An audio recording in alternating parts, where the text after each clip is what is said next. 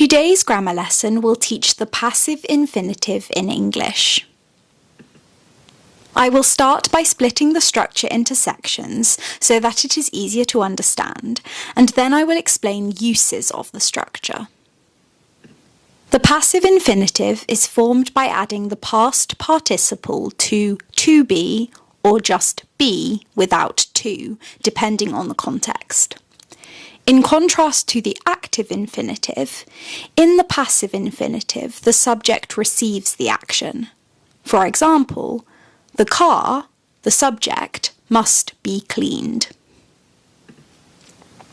Let's start by looking at how the past participle is formed in English.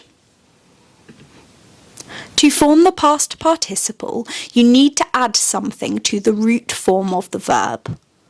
What you add depends on the last letter or letters of the root verb and whether the verb is regular or irregular.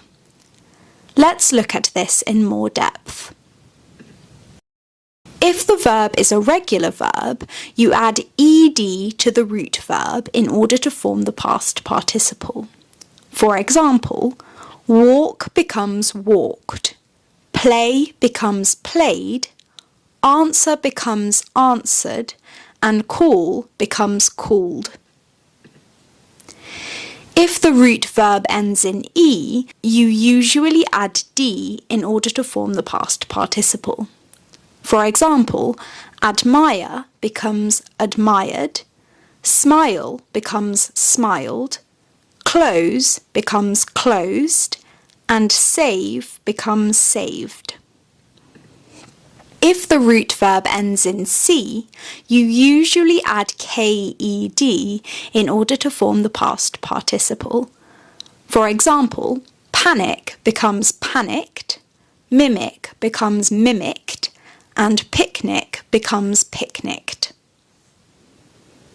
If the root verb ends in a consonant followed by a y, you usually replace the y with ied in order to form the past participle. For example, carry becomes carried, empty becomes emptied, tidy becomes tidied, and reply becomes replied. If the root verb ends in a vowel followed by a consonant, you usually double the consonant and add ed in order to form the past participle. For example, beg becomes begged, rip becomes ripped, wrap becomes wrapped, and chop becomes chopped. The difficult verbs are irregular verbs because they have no set rules. For example, eat becomes eaten, break becomes broken, fight becomes fought, choose becomes chosen, and draw becomes drawn.